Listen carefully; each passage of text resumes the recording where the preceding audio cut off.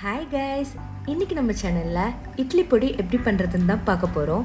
இட்லி பொடி ரெசிபி ரொம்ப சிம்பிளான ரெசிபி, நிறையா பேருக்கு தெரியும். என்ன மாதிரி கொஞ்சம் பேருக்கு தெரியாது, அவங்களுக்காக தான் இந்த வீடியோ. நாங்கள் ஊர்லேருந்து வரும்போது பவுடர் பண்ணி கொண்டு வந்துடுவோம், இல்லைன்னா கடையில் வாங்குவோம். இப்போ மம்மி வந்ததுக்கப்புறம் மம்மி வீட்டிலேயே செஞ்சு தராங்க. அது வெளியே வாங்குறத விடவே ரொம்ப டேஸ்ட்டாக இருக்குது. அதனால தான் நான் இந்த வீடியோ போடுறேன். நீங்களும் இது உங்கள் வீட்டில் ட்ரை பண்ணி பாருங்கள், நல்லா டேஸ்ட்டாக இருக்குது. ஒவ்வொரு வீட்லேயும் ஒவ்வொரு விதமாக செய்வாங்க. எங்கள் வீட்டில் நாங்கள் இப்படி தான் செய்கிறோம். 1 டம்ளர் அரிசி எடுத்துக்கோங்க, கொஞ்சமாக உளுந்து, கடலைப்பருப்பு, ஜீரகம், பெப்பர்,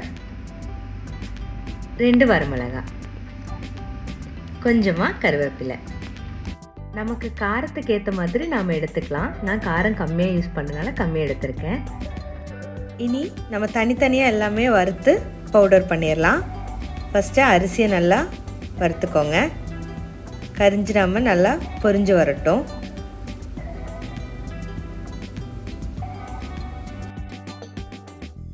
உளுந்தம் பருப்பு வறுத்துக்கோங்க.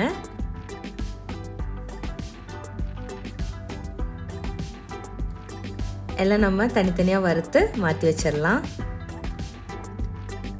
கடலைப்பருப்பு, மிளகு, ஜீரகம், ரெட் சில்லி எல்லாமே சேர்த்து வறுத்துக்கோங்க.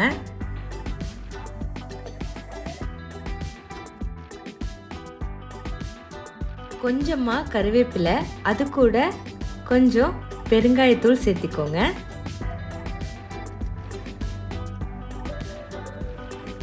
இனி தேவையான அளவு உப்பும் நல்லா சூடு பண்ணி சேர்த்திக்கோங்க. இப்போ எல்லாமே நம்ம வறுத்து வச்சுட்டோம்.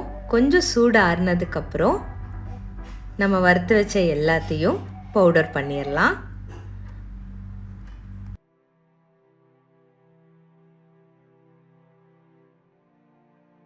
இப்போ எல்லாம் மிக்சியில் சேர்த்தியாச்சு, பொடி பண்ணிடலாம். அவ்வளோதான், ரொம்ப டேஸ்டியாக ஈஸியாக செஞ்சிடலாம். இந்த பொடி நீங்களும் உங்கள் வீட்டில் ட்ரை பண்ணி பார்த்து எப்படி இருக்குன்னு எனக்கு கமெண்டில் சொல்லுங்கள். இந்த வீடியோ பிடிச்சிருந்தா லைக், ஷேர், கமெண்ட் பண்ணுங்கள். சப்ஸ்கிரைப் பண்ணாதவங்க நம்ம சேனலை சப்ஸ்கிரைப் பண்ணுங்கள், எனக்கு அப்போது சப்போர்ட் பண்ணுங்கள். தேங்க்ஸ் ஃபார் வாட்சிங்.